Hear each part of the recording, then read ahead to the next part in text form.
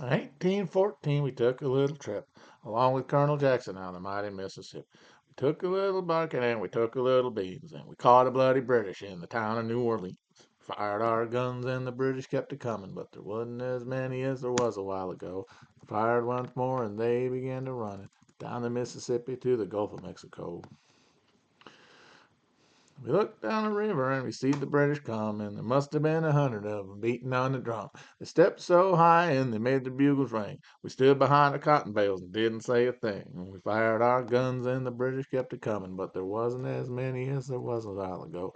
Fired once more and they began to running, and down the Mississippi to the Gulf of Mexico.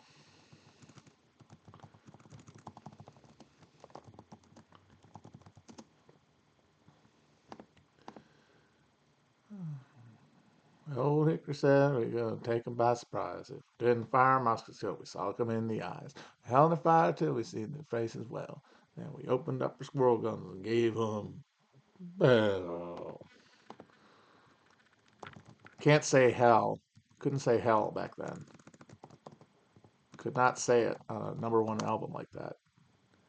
They would have executed you immediately.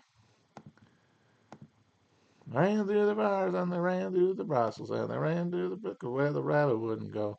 Ran so fast that the hounds couldn't catch 'em. Down the Mississippi to the Gulf of Mexico.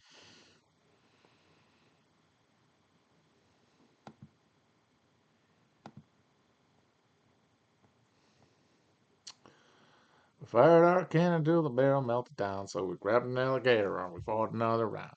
We filled his head with cannonballs and powdered his behind, and when we touched the powder off, the gator lost his mind. Fired our guns till the British were coming, and there wasn't as many as there was a while ago. Fired once more, and they began to run it down the Mississippi to the Gulf of Mexico. It's happening, folks. The banks are failing. It's all beginning. The thing we've been waiting for. Oh, the glorious release from these gilded cages that we've constructed in our minds. No, I don't know. Probably not. They'll probably just bail it out. They learned their lesson from '08.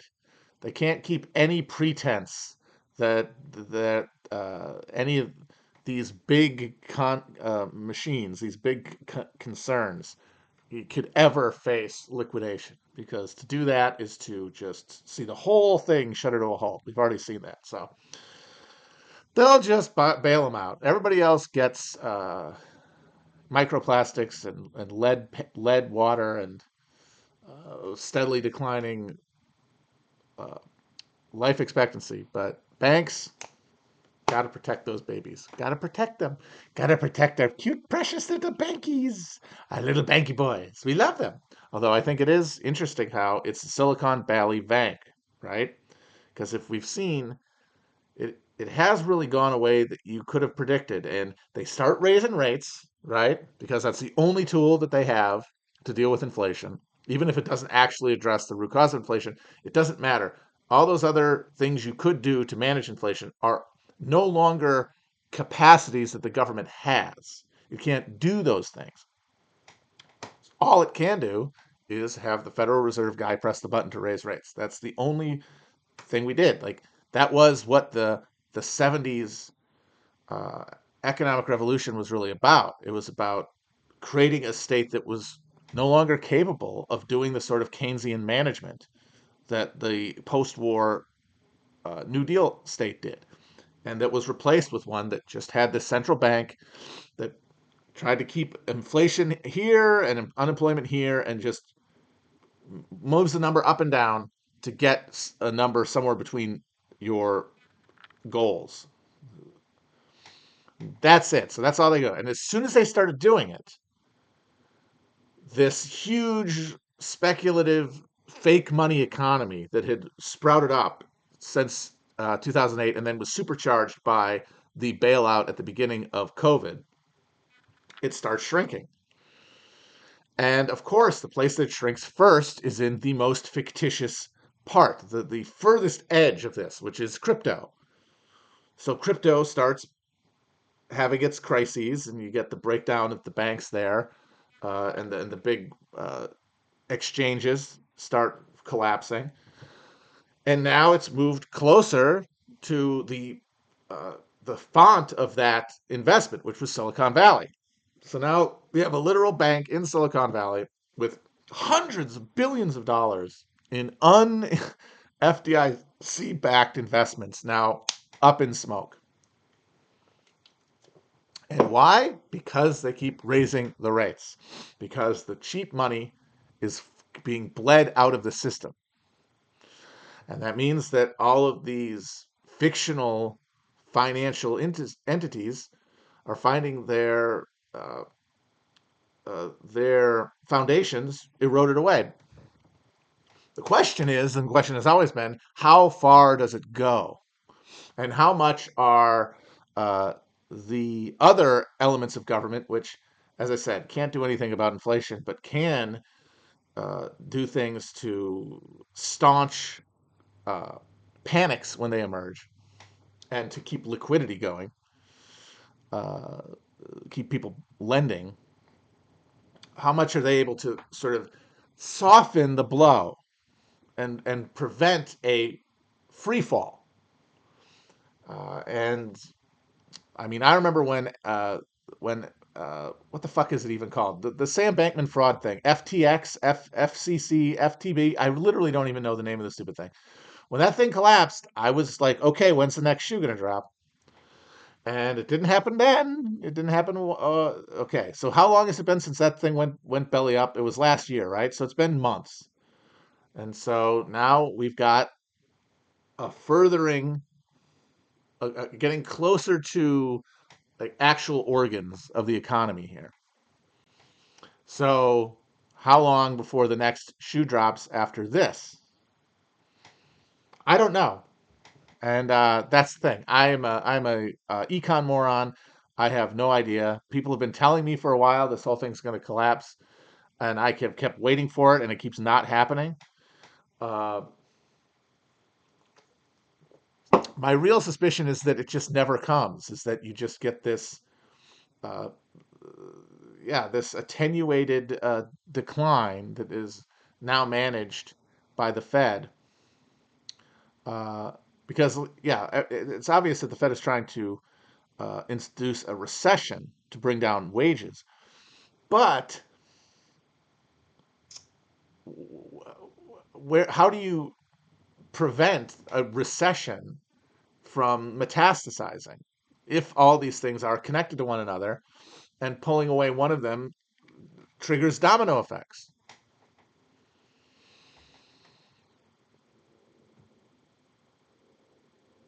I don't know. Don't know.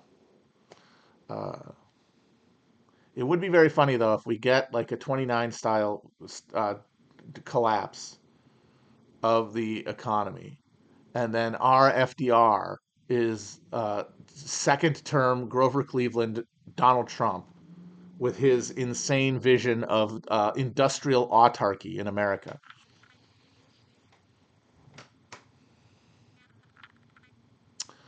But he'll never get that because he doesn't have what FDR did, which was a mass organized working class at his back. All he has is Republican voters and their discrete opinions being filtered through a party apparatus that is dominated by the very capital that has no interest in seeing that happen. So we'll probably just get spectacles of carnage to alleviate our sense of pain and disquiet and cognitive dissonance.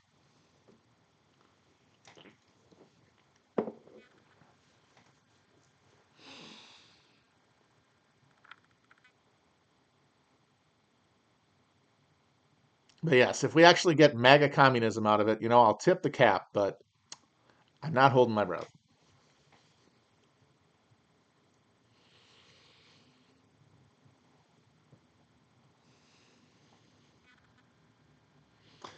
So since I have no idea what's going on, I'll just look backward, like Benjamin's Angel of History, because that's all I can do. I don't know anything about this stuff, and I have no agency over it. So I'll just float like a leaf in the breeze and ponder what got us here. That's all I can do. That's all I ever have done. It's probably not enough uh, to stave off the worst, but it's enough to get me through the day. So I've been thinking about the apocalypse. Obviously, it's on everyone's mind. It's in everyone's lips, regardless of their political beliefs. The one thing that unifies everybody of any political persuasion is that something is going to bring about some horrifying reckoning. And they see the rough beast approaching, and they approach it like the blind man and the elephant. Everybody is describing some element of it through their own demographic profile, and they're evincing their revulsion at some externalized and sublimated component of their participation in this malfunctioning social machine, and then claiming that is what's going to bring it down. And everyone is describing some like real phenomenon. Some of them are totally epiphenomenal. Some of them are more central. But what matters is what they're really doing is expressing their desire, their religious uh, yearning for a break, for a breach with the reality that we find ourselves in which we are uh, deracinated, spiritually deadened automatons, and where all we can do is hurl towards an annihilation, hurl towards death, a death that can bring no redemption, that can bring no reconciliation, because we are all eternally alone and separate.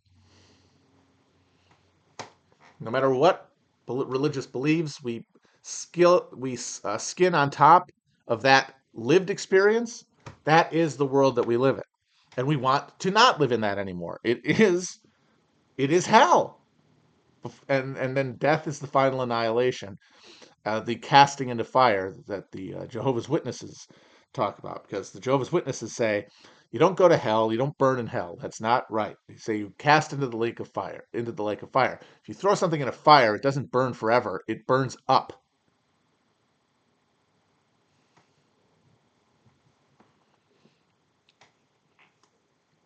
And I will give the Jehovah's Witnesses credit on that. For the most part, their approach to biblical exegesis is very autistic and kind of funny, but that interpretation of hell, I think, is for a modern audience much more legible, and I think spiritually it makes more sense. The idea that your soul is going to be eternally burning, eternally anything, goes against the idea that God is eternal. You're not there alongside God, separated eternally. You are either reconciled with God, saved, or you are obliterated. Because God is all, then you are nothing. Now, I don't think that that's how it works, because I think that that uh, straightening of the mandala that Western religion does is further away from the subjective reality of life, and the subjective phenomenon of death than previous cyclical models are. But if you're going to premise there's souls that are saved and souls that are damned, then the Jehovah's Witness vision of it, I think, is more theologically sound. And by the token, that means that heaven is not hanging around in a halo, driving around a cloud car and going to see Hendrix. It is the end of the self. It is the annihilation of the self, but in ecstatic reunion with the Godhead. Now, I think that happens to everybody because we are not separate from them. We are not separate from anything. It is a subjective illusion that death obliterates. That is when the seal is opened. But none of us experience that and get to talk about it. None of us get to live as living beings with that experience. We only live with the fear of the unknown. And that is why we yearn for a collective opening, which is what apocalypse means. It is a revelation of something. It is a curtain being pulled back. That is, we want it collectively because we do not want to experience it alone.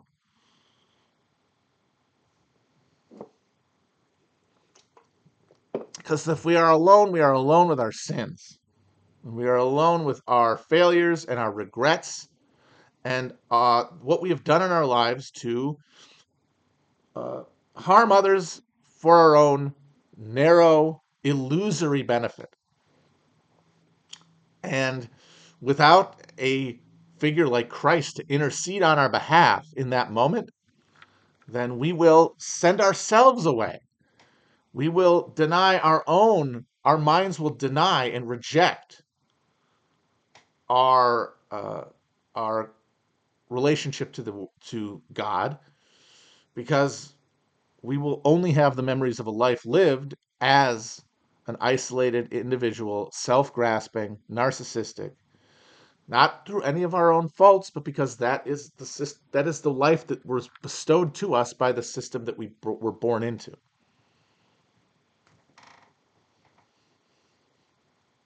So even if we're believers, we fear death. But if it all happened at the same time, if the system fell apart and revealed us to each other as no longer strangers, then even if that was the end, it would be an ecstatic reunion rather than a despairing annihilation. That is what Christianity brought to the world stage.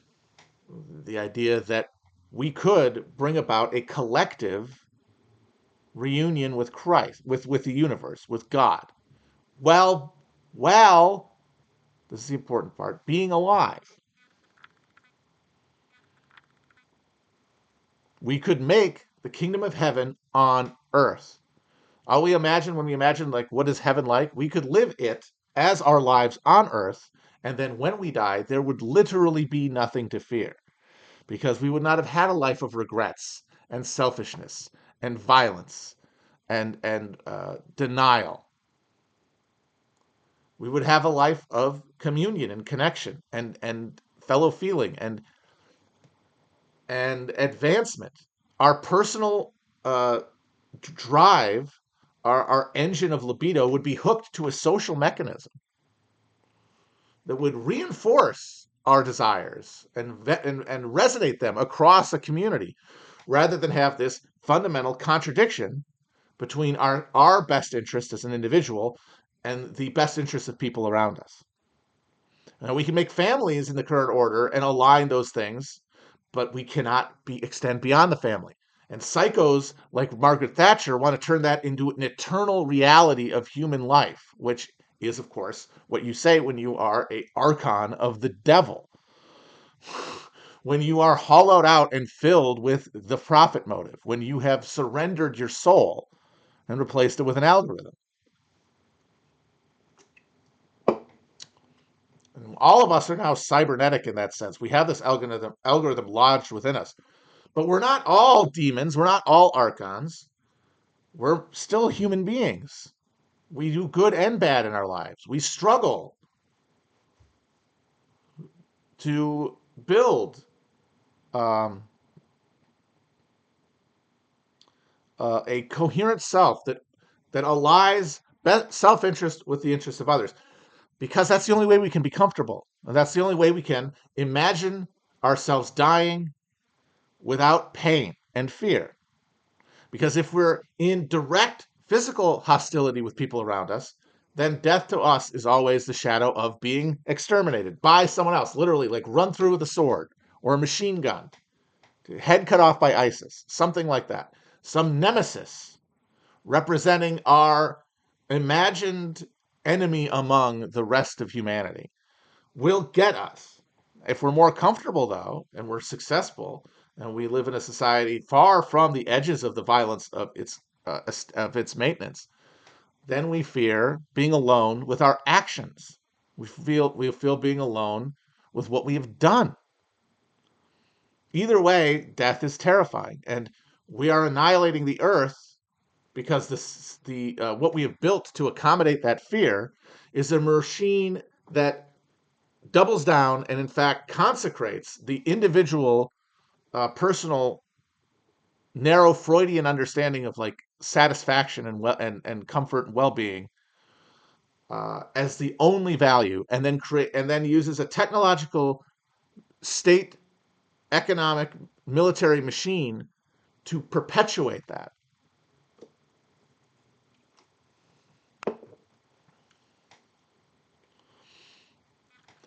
But everybody at every level of this is alienated and horrified and death stalked by this.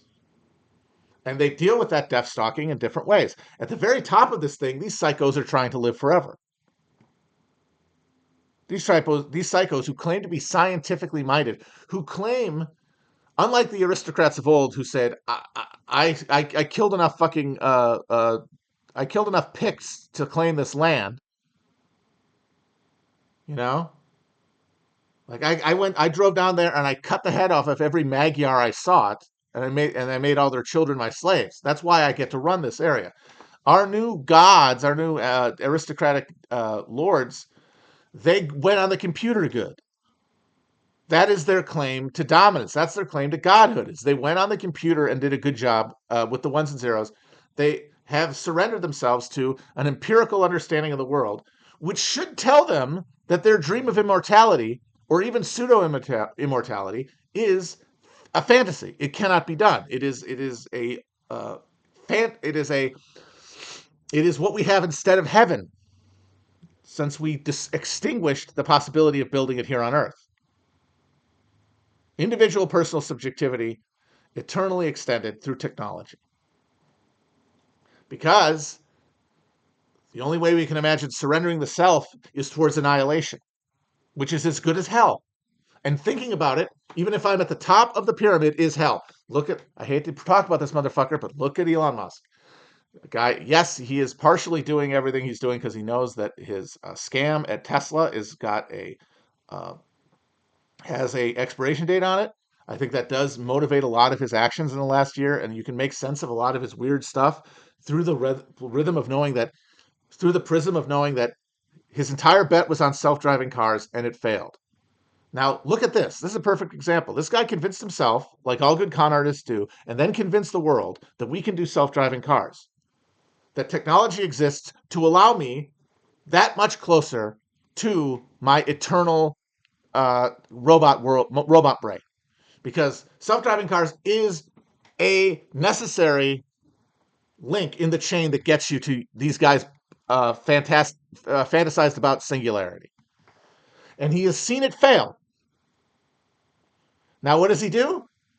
Does he say, oh, the foundation of my world, which was an understanding of the world that I thought was scientific but was actually religious the whole time, which means I looked past every problem and I adhered to everything that validated my worldview, and I got the money and power to surround myself with people who would only reflect back to me what I already believed, and therefore destroyed the scientific basis of my world and replaced it entirely with a fucking pre-modern religious faith. I've seen it fail, and we know it's faith because we're confronted with that. He doubled down. Actually, the fault is wokeness on the social media, and I don't have enough engagements, and I don't have enough posts. All this is the fear of the reality of death encroaching upon him. Not right, he's going to die in the next even 40, 30 years. He's a very rich white male. The life expectancy is like 90 now. Georgetown in Washington, D.C. has a life expectancy in the 90s. By the way, across the Anacostia River in D.C., it is something, it's, I believe, below 50. So you see this like equilibrium point where you get to about 50 And then you either have the rest of it taken from you by the exploitation you suffer under capitalism, or you get it extended to your life by the amount of exploitation that you get to enjoy. But the thing is, both ends of this are peopled by by spiritually tormented individuals. And the higher up you get, the more tormented they are. So the Musk isn't going to die anytime soon, but he's going to die. That is as good as dying every day until that happens, because it's all you can think about. Because you can't do anything about it. You cannot fix anything you've done. You cannot climb down because there is no intercess.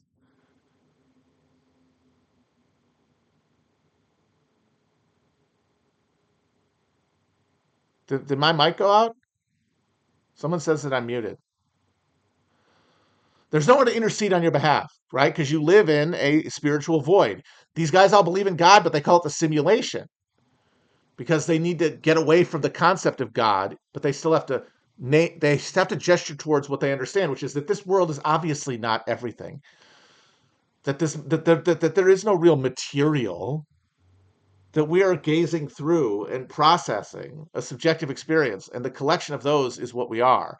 That there's no real material undergirding that.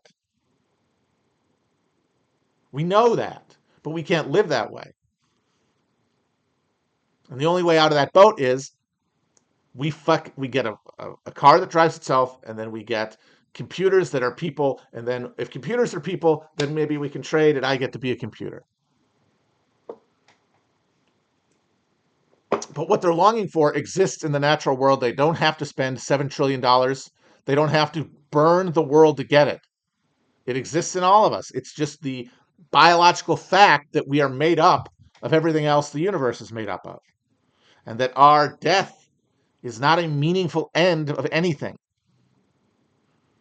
That we are enmeshed in a collective conscious endeavor that is objectified as God, but is subjectivized as us. And if you know that, then you can just fucking be a guy. And that goes for everybody. And if you can just be a guy, oh man, my God, maybe we can get rid of exploitation as the basis for human relationships.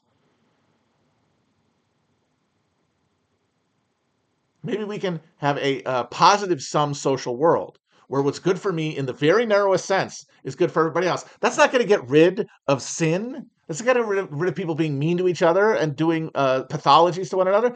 We're human beings. We're defined by our traumas, which are all individual and can never really be translated outside of the personal experience. So we're going to bounce against each other, and that's going to create sparks. But within a manageable, homeostatic relationship that ensures that as long as you're on Earth, you'll be around friends. But who will shovel shit? Everybody will shovel shit. If everybody shoveled a little shit, how long would it take to shovel all the shit? Now, you'd have to have some jobs that would accrue around like expertise, and people wouldn't be able to do those for a short period of time, but they would love to do them. It's fulfilling for people. Everybody wants a job where what they do makes them feel good. And one of the biggest jokes of capitalism is saying we only have like medical, especially medical technology, advancing because of the profit motive. As though the people who really do medical research do it for profit. No, most people who have huge scientific breakthroughs make almost no money from it. Many of them explicitly deny their ability to make money from it, like Linus Pauling, the inventor of the smallpox vaccine. No, not smallpox. What is it? Polio vaccine. The guy who synthesized fucking insulin, which now goes for hundreds of dollars a month. Now, there is work that's just not that rewarding, like shoveling shit. But nobody has to do that long. The reason we imagine that, like, shit shoveling, grungian waste management, and grunt work has to be a career and lifestyle that dominates you is because we can't imagine people having all that free time. Because if you spread it out amongst enough people, everybody shovels shit for like 2 hours a week, and they have the rest of the time to live. But we can't have that in the current system, because if you just live, you will eventually destroy yourself or someone else, because you can't just live. This is a machine that puts us all against one another and against ourselves. So you can't have that. Like David Graeber was very good on this. One of the reasons that we didn't get that Keynes's 20-hour work week is because you can't just have people in an alienated capitalist society where everybody is alienated and everybody has access to high technology. This is the real thing. Mass society is a emerges in the early 20th century as a inflection point between the number of people you have and the sophistication of the technology that they have access to, because that creates a force multiplier for the exploited half of the human equation. That means capital has to play ball to keep the game going. And that conflict was what defined the 19th and 20th centuries. And we live in the aftermath of the domination and victory of capital. But we still have all this technology. But anyway, at the height of the Cold War, you couldn't have a bunch of fucking people working 10 hours. Look at what happened to their kids. Look what happened. What did all the students do when they didn't have to work in the 60s, 40 hours a week? They became their energy was unorganized, and it was based around personal pleasure, because they were Americans, and that they weren't workers. But like, there was a drive towards justice there. It got defeated because it was not connected to the laboring classes as such, who were working for a living. And it was that 40-hour work week that kept them there. Because it doesn't just keep you in one place at one time. It organizes your mind around a certain number of tasks that you then carry with you through the rest of your day, and it leaves you depleted at the end of the experience. Spiritually, physically depleted.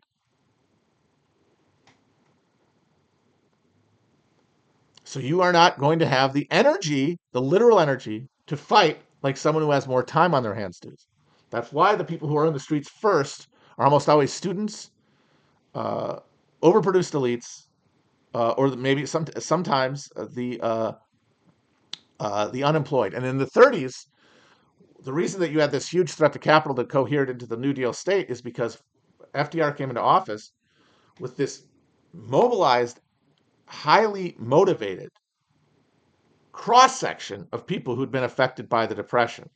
Unemployed workers who now had time on their hands, but also unemployed intellectual workers, students also, and who they created structures to reinforce and express their power. Those have all been destroyed.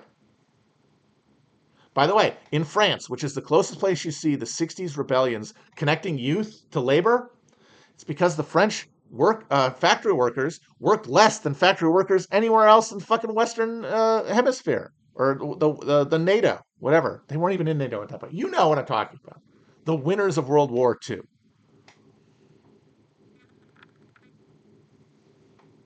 And there you see the response of the workers to the students' uprising is, we will in solidarity lay down our tools. Whereas in America, even if they did oppose the Vietnam War, like, there's a myth that the working class supported the Vietnam War. They did not. If you look at polls, it's consistent throughout the war. The greatest support was in college-educated professionals. They always supported the war the most. Working class people were against Vietnam, but they did not regard the student response to it favorably. They were alienated from it to one degree or another. And you see that by the fact that they didn't fucking join hands at any point. And when that difference expressed itself in the political realm, you had the conflict of 1972 between the new Democratic Party of students and lifestyle liberals around McGovern, and the old crudescent labor movement around around Hubert Humphrey.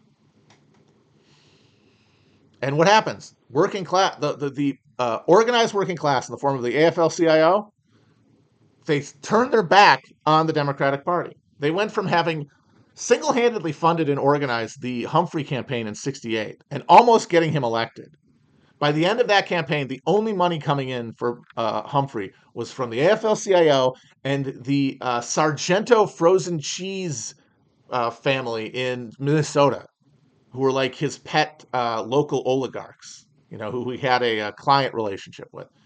So you got the old party itself, the organized interests that control the Democratic Party, organized labor through its business-aligned institutions, and local elites who were part of a patronage network that directed money one way and favorable regulation in the other. And they cut the throat of the McGovern campaign. And why? Because they were working for a living. They had a house to keep up. They had a stake in it too, because they were homeowners. So all these things come together to strangle the hopes of challenging capitalism once it gets into real terminal crisis, which starts in the 70s, and which we're still in. The crisis hit in the 70s, but the force capable of challenging for power the organized working class globally had been defeated. And with it, this is my big argument that I'm trying to flesh out in other things. I'm starting to write again. I want to write about this, and I also want to do another history series soon about the Spanish Civil War. It won't be as long as Hell on Earth, it'll be written like Hell on Earth was. I don't know if Chris and I are going to do it. It depends on whether he wants to do one again, because I know he did a lot more work on Hell on Earth, and he's tuckered out. So we'll see. But I'm going to start working on it soon. But the argument is that we had the Battle of Armageddon. We fought the Battle of Armageddon on Earth. When we think of the Battle of Armageddon as the final conflict between Christianity as a expression of our collective union, like the real divine truth that underlie every religious tradition. I'm sorry, they all spring from this reality. They're all attempts, culturally specific, geographically fixed, attempts to describe the truth of universal human uh, brotherhood, a God as a universal encompassing that we are components of. That's because that is the deepest expression of what it is to be alive on Earth. Over time, alienation drives us away from one another and buries this reality, but it is the fundamental truth of all religions. And every religious tradition comes from some specific person whose brain had the right structure to receive a signal and transmit it. Not perfectly, because they can't, we're individuals. We cannot hold it all. Even our prophets can't hold it all. So we hold what we can and then we express it. Everyone's trying to do that. All prophets try to do that. How good you are at it is how much you're able to communicate by your presence and the words you choose. Charisma, in other words. A guy like Christ is this charismatic being who looks around his social condition, which is I'm a member of a tribe, the Jews, bound together by a book and a belief in one God. Unlike all the other people around us and who dominate us, who believe that there's basically as many gods as there are peoples, and they all just fight against one another all the time. And the one that's stronger wins. This is the Hobbesian state of nature, the closest we've ever seen, really, and it's expressed in. It's not a Hobbesian state of nature because it's actually a decline from a previous human model uh, of interdependence and spiritual consciousness that declines over time as fixed agricultural society dominates. So you can't really call it a natural state. But Hobbes is describing a certain state, and what that is the being at the ass end of Eurasia, uh, the part where you had a huge early explosion of humanity, and then a collapse of the biome. So you got a lot of people living on relatively scarce resources. You're living in fucking river valleys surrounded by deserts, as opposed to the deeper, thicker concentrations of settled peoples farther to the southwest who live among verdant plenty, where you have the development of these overlying relatively cyclically stable political uh, organs like empires, and you have a cyclical relationship to our the essential truth that we hold. We're all going to be living dominated under regimes of alienation. That cannot be helped by an individual, so therefore it must be lived with. And the way you live with it is you grasp that we are all part of one experience, and that whatever we're living in this life is some connection to what we had lived previously, and that our actions on this life will affect where we end up, but none of it is worth sweating because it's all one thing and it will inevitably be knit together. And if it's inevitably knit together, then you really don't have to worry about anything, because why are we afraid of dying? We're afraid of an inevitable oblivion. No, inevitable oblivion is experienced subjectively because we can't experience death. It is experienced subjectively as reunion. So we don't have to sweat it. I'm shoveling shit in this life. Maybe I'll be riding a horse in the next life. And then when it's all over, we could all look back at what happened and laugh.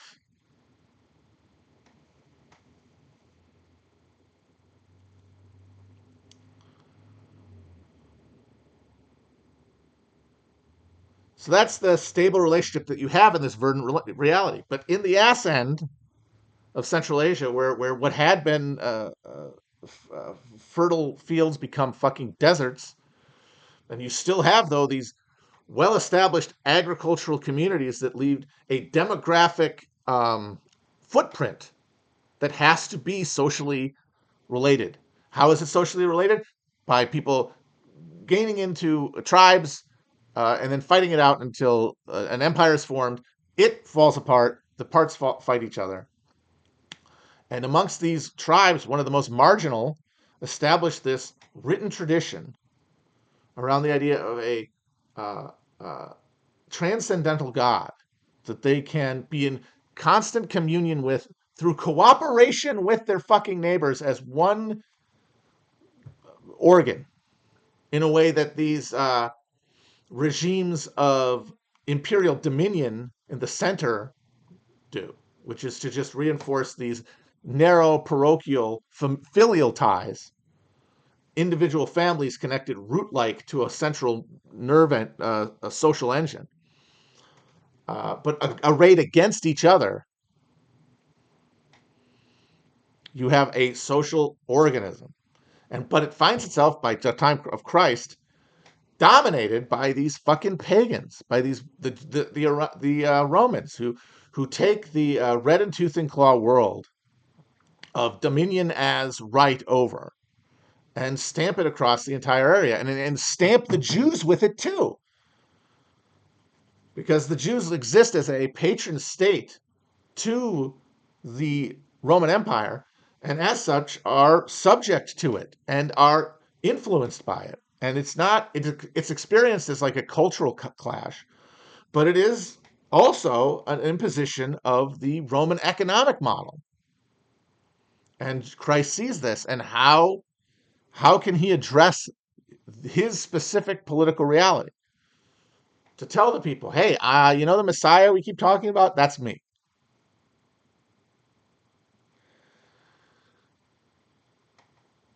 If we all accept that I'm the Messiah, then anything we do, if it's fight the Romans to the death, or it's beat the Romans, establish a stable social order, and then live as real brothers within it, because I am now the conduit. You don't have to read the Torah and sit with the question.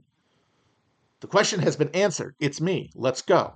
Because whatever happens, this is the important part, we will all experience it together at the same time. It'll either be a Masada, collective Masada, which is still going to heaven, or it will be building heaven on earth. Now, Given the conditions he was facing, it wasn't a bad plan, but it was a long shot and it failed.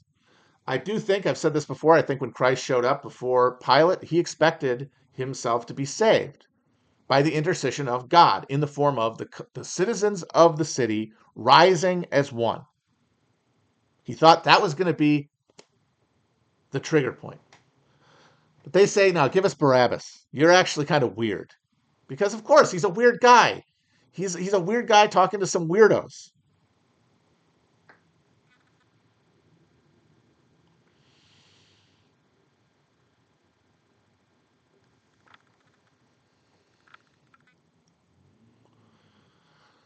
And so then his sacrifice, okay, this is the point. Because at no point is Christ not still feeling this connection.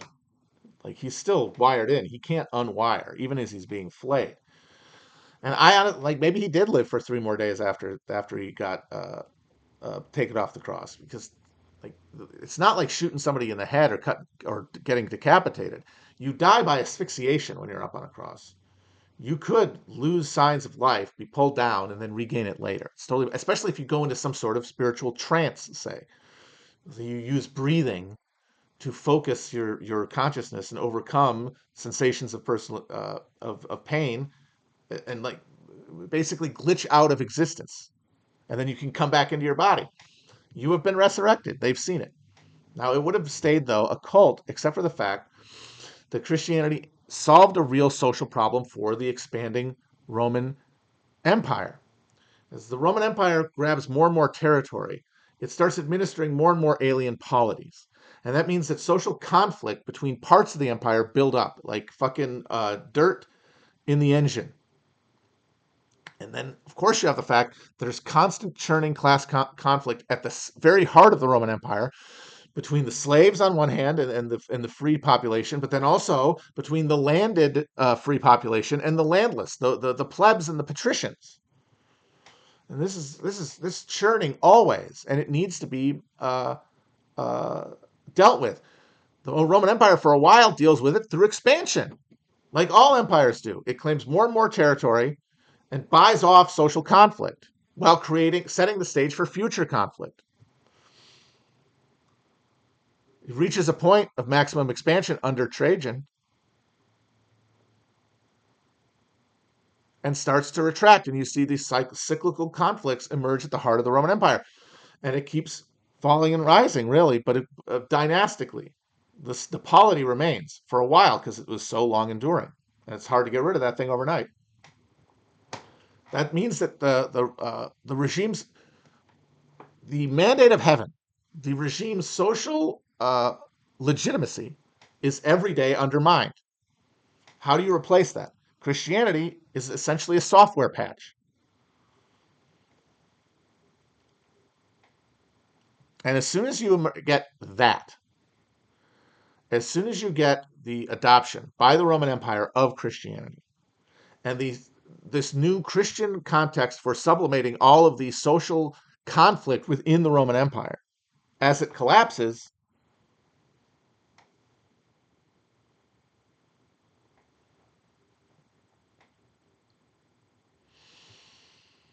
then you need some new stanchions, some new social structures. And Christianity does the job, but not by promising, as Christ did, that we would all be redeemed on earth together.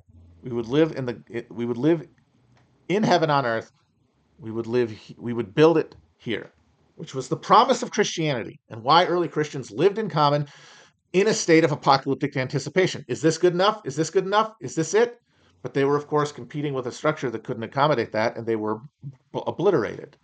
They were driven back into the social relations that dominated the empire.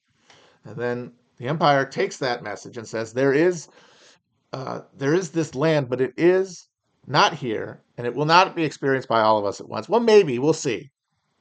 It might happen, but we're not really working towards it so much as waiting for it. And in the meantime, you got to do what you got to do. But we'll all be brought together at the end, because early Christianity and into the Middle Ages, we really don't get this reversed until modern evangelical Christianity emerges, which is really self-worship by that point. Uh, it's understood that you don't go to heaven when you die. You are resurrected at the end time, judged and then brought into the bosom of Christ if you follow the rules. So it is apology. It is a promise of social harmony, but uh, on the installment plan, you're going to have to trust us, and their ability to wield that is determined by their ability to build social legitimacy, which they do because when the Roman Empire, even as the Roman Empire is collapsing, Christianity has built such strong structures of social reproduction around in the church that it survives, and it structures the new regimes of control that come up. So when anarchy is allayed by the establishment of feudalism from these Germanic warlords, basically doing a protection racket on Roman merchants, you have the church to sanctify the entire process and to say, look, we had chaos, now we have order, and it is them to thank. We have priests who will say that. And you've basically just reconsecrated the old Hobbesian pre-Christian social world because you're fighting against each other immediately.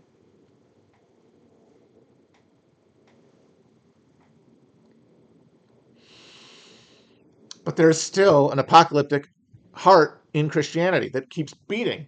And at times of crisis, it expresses itself spontaneously as this cultural cry, this yawp, this yearning to escape this prison. And the knowledge that if enough of us did believe, we could do it. If enough of us believed, by God, we could do it. Now, they set about trying to create believers by doing it at the sword, but the whole time they're making sure that real Christian fellow feeling could never emerge because regimes of labor exploitation, of serfs working for nobles, rips them away from each other.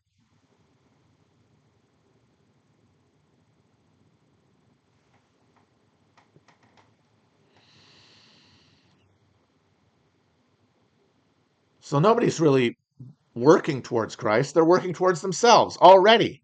Already. We don't have the full liberal social self yet, but it is a fossil in the process that takes us from one social reality to another.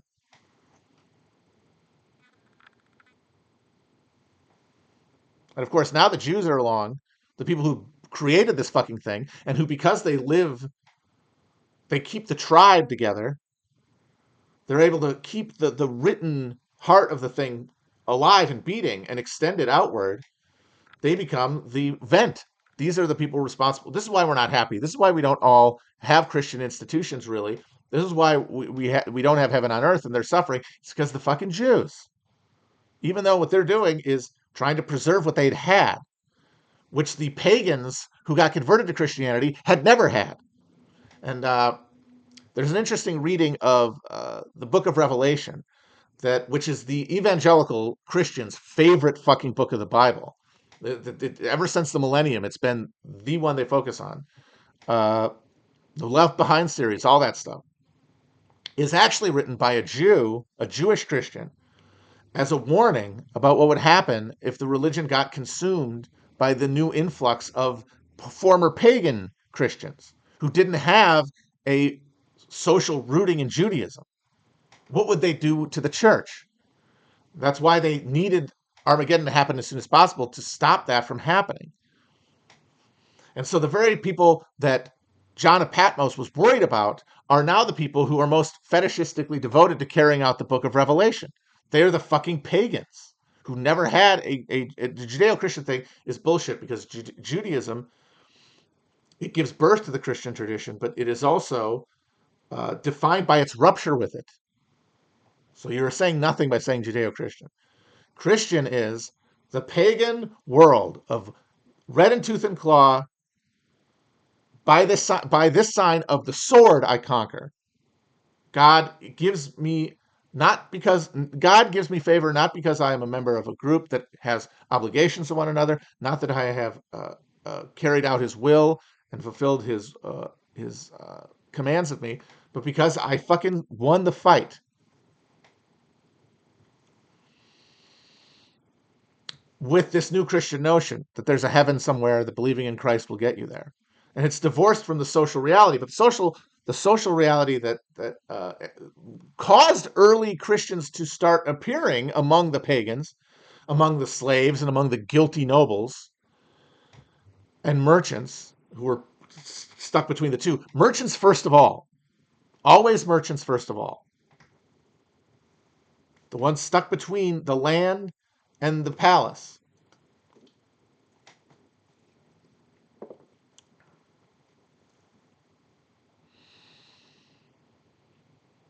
They were adhering to it because, hey, this, I could live this life. If you're a merchant in uh, second century Roman Empire, the Levant, and you're struggling to live and struggling to survive and seeing horrible violence carried out in the name of the sovereign all the time, you want an escape from that. And if you're a merchant and you're not tied into a relationship where you are either working for someone or you are dominating and supervising and controlling another, then you can feel the autonomy to try to build that. And they did. The early Christians did try to live communally, but it was not possible in competing with self interest because it is a superior survival machine. But the thing is, we're all on this earth together. We can all fucking cooperate. We can put our heads together. It is not a survival question if we recognize it as such, which is easier to fucking say when you live among plenty, when you live in superabundance, which you don't have where these religions emerge. So when the apocalyptic vision comes to Christianity, as it does at the turn of the millennium, as it does in the 1500s, when the Reformation occurs, it is this swelling yearning to align our understanding, our social understanding, our emotional understanding of what Christ is with the world that we find ourselves living in. And that is all the millenary movements. The Anabaptists, the fucking Hussites, they're all powered by this. But they can only be expressed through social structures, which are dominated by the owning class. So it all gets institutionally captured. And if there's a rebellion to go along with it, it's put down bloodily. And it's eventually extinguished around the 1700s. And that God dies. The God who's going to bring us all together in a supernatural reunion, in a huge God just showing up one day and giving everybody a big hug. Like that as a imagined social reality. Like a horizon that we describe to ourselves, imagine in our minds, depict in our art, and reflect back to us aesthetically.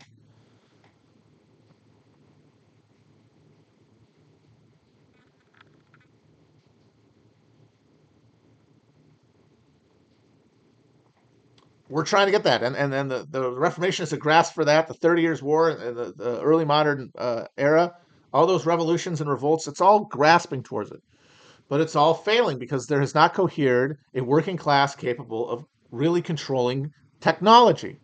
They are still at the ass end of this relationship. They are geographically and mentally too far from power to do anything other than provide fuel for an inter-ruling class conflict, or rather between one element of the one element of the ruling class and another, the holders of capital and the holders of land. I'm not a repressed believer. I'm a believer. I didn't used to be, but I am now. It's cool.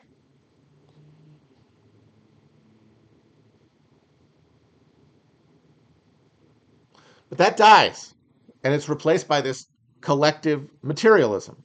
We think we still have Christianity, but we really don't. We have this Enlightenment conception that suffuses everything, and which, by the way, the fact that it suffuses everything is exactly what makes all the morons who want to erase the Enlightenment so tedious. They don't realize time moves in one direction and that it builds social realities in one direction.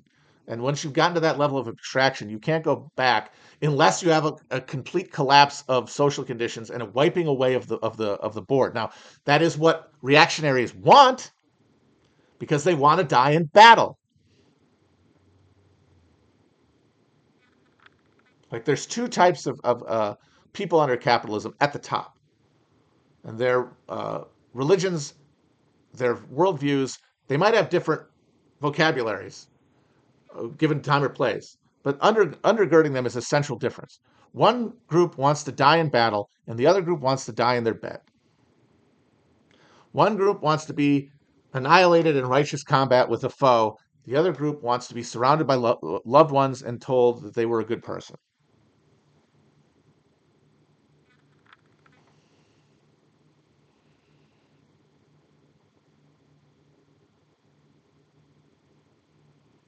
I should write the Orange Catholic Bible, honestly. I might do that. Um, but the urge doesn't go anywhere. Christianity is now captured by the ruling power.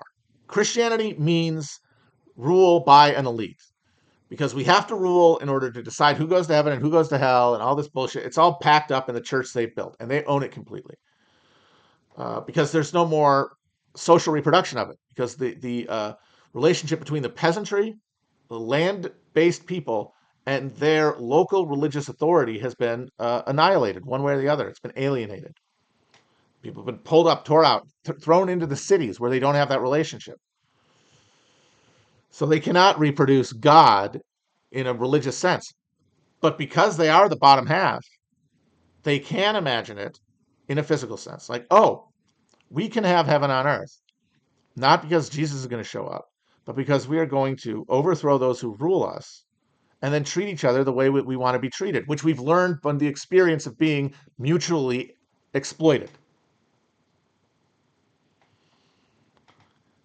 And so the continuation of Christianity as it unfolds in an attempt to deal with the increasing technological regime of accumulation that overawes life on the planet, uh, the socialist movement, broadly stated, with Marxism as the approximation of a holy book at its heart, because you need a book, it becomes the next phase of a materialized Christianity that has given up on the hope of going to heaven because it can't believe that that world exists anymore because they can't feel it, they can't taste it. They now live in their head in a way that they didn't before. But we can come together because we believe in each other enough, we love each other enough. And what is love but not an expression of this very thing that we're trying to embody? And in that love, we can overthrow these people, destroy their old gods, and build on earth a life that will allow us, even if we don't believe there's anything after death but a big black curtain, allow us to die easily, allow us to live and then die peacefully. Now, again, there's still going to be people who want to die in battle, but that can be socially productive. That urge can be sublimated into something productive if you're surrounded by a positive social feedback loop. And so that is how you get a society where you've knitted together all these seemingly deep, like, this is human nature contradictions. You can knit them all together, but only if you collectively, as a working class, seize control of this machinery. And the 20th century and the 19th and 20th century, from I would say 1789, yes, 1789 to 1945 is Armageddon. It is a series of battles between Christianity, which is actually Satanism, the worship of the self, against Christianity, the socially embedded religious tradition coming from the bottom. No, I not. Some people say 91, not 91, because as soon as the Yanks get the bomb, the war is over. It's just a question of how long it will take for the armistice to be signed, and it took until 1991. But as soon as the Yankees have the nukes, it's over because this is a real battle. This is not a war of positions. I think this is how you have to understand this.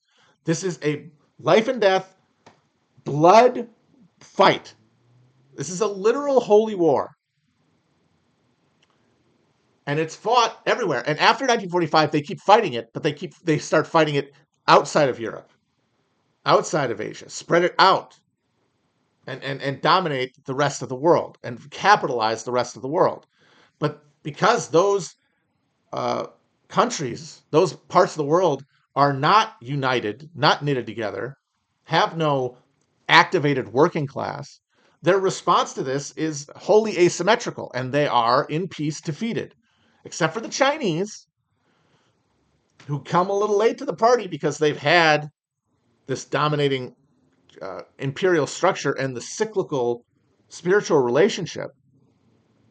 But by the 19th century, that starts coming under pressure too. And first you get the Taiping Revolution, an attempt to bring Christianity to the fore and use the Christian millennium to get people to act. But by 1945, that's gone too. That's been extinguished by a century of conflict, and it's replaced by communism, another European import, another teleological import, because you have to have a straightening of the mandala to, in the modern context, direct social forces.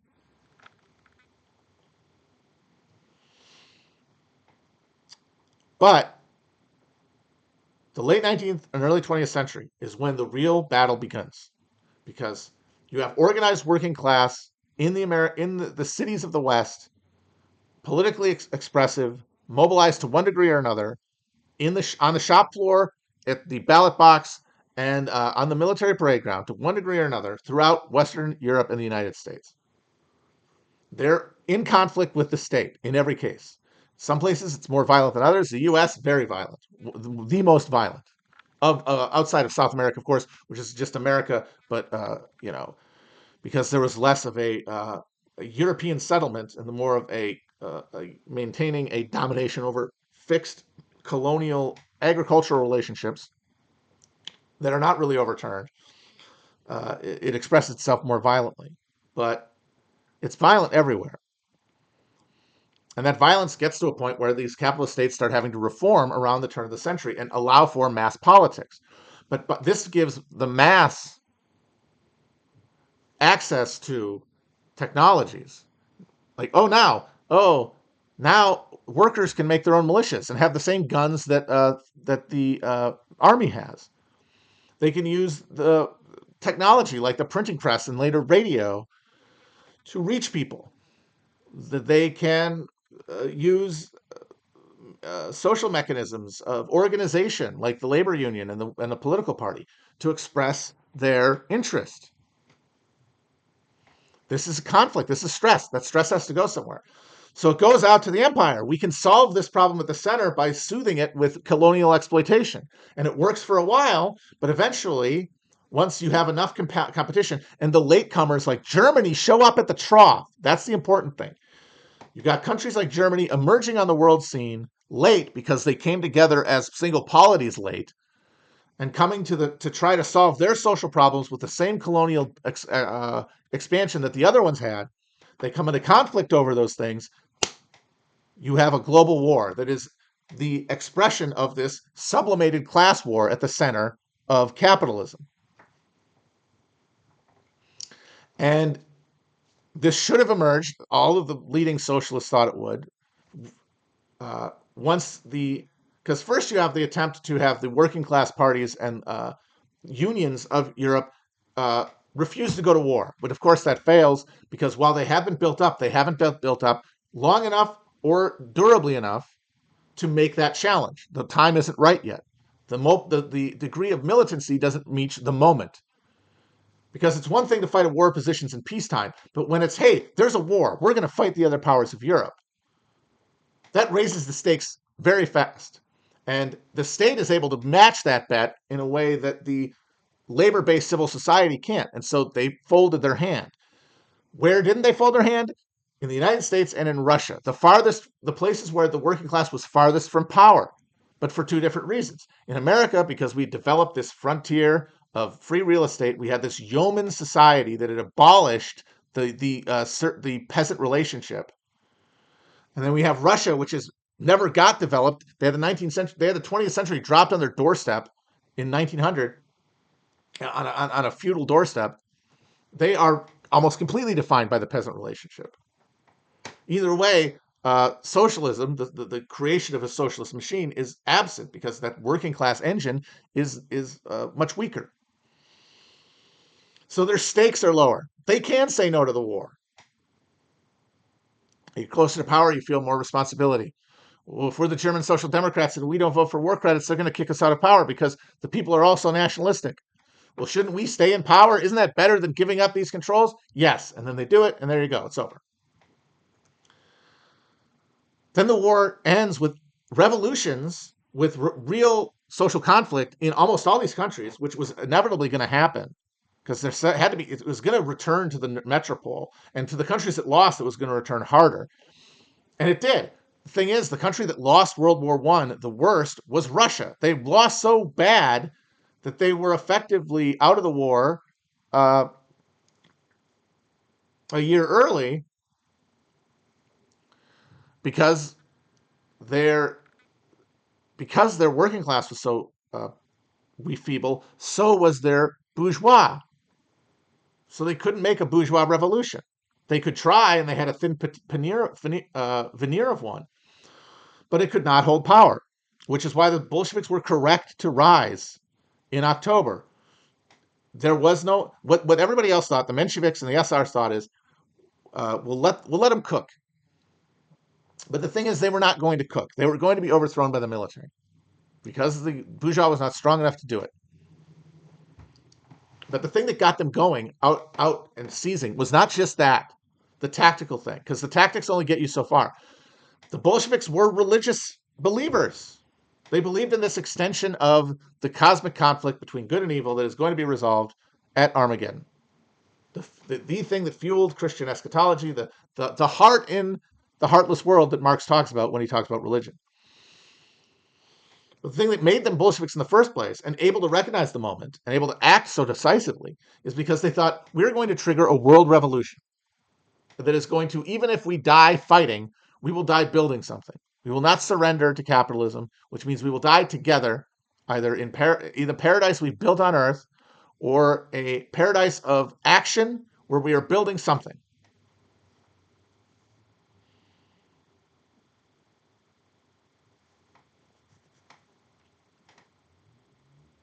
Marx as Luther, Sockdems as Lutherans, Bolsheviks as Calvinists, anarchists as Anabaptists. Perfect.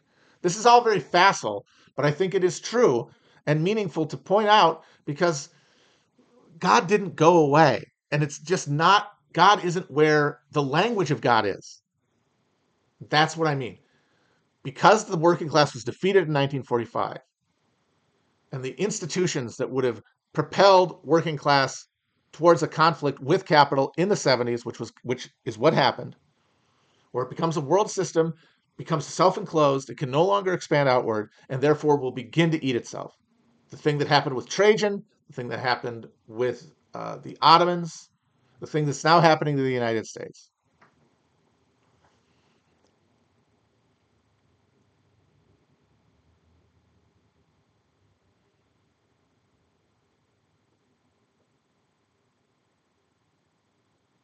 And we had institutions that could articulate a social vision of apocalypse to go with the religious fire and brimstone nihilistic fantasy of oblivion that Christians believe in.